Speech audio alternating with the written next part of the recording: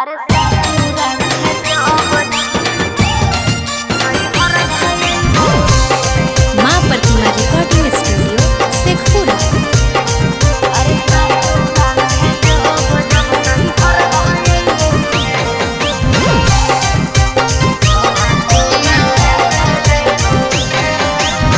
छोड़ी चल जाई भी तू ससुर गे बहबू सोना कहा भाई हमके कर गे सुनो छोड़ी चल जाई भी तू ससुर गे बहबू सोना कहा भाई हमके कर गे करत जे मनता कैसे मनाई बई गे हाँ मनाई बई गे और ससुर से जब जब नहीं हर भाई बोरे अच्छा छोड़ा तोरा देखे जइबो रे सही में अरे ससुर से जब जब नहीं हर भाई बोरे हाँ। छोड़ा तोरा देखे जइबो रे हे गे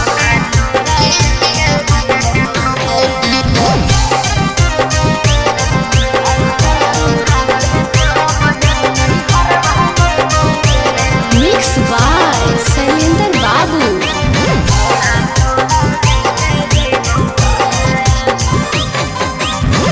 ढेर दिन कलही कैसे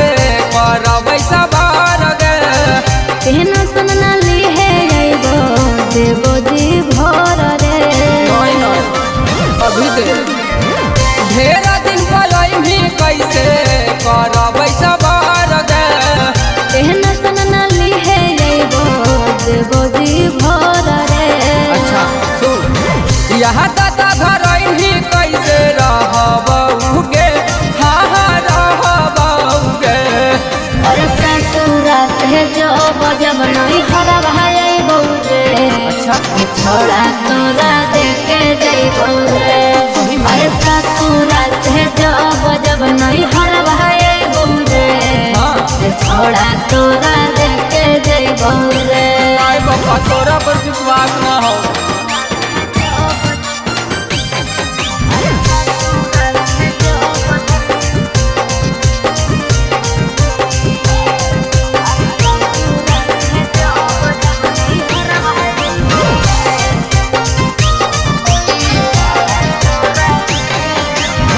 पहिले नियन तू मजा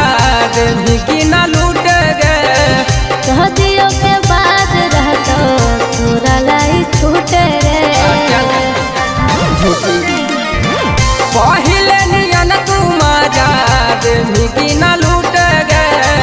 शादियों के बाद रहतो तोरा लाई छूटे रे कहो अखल सवाना भुलाई बऊ गे हाँ भुलाई बऊ गे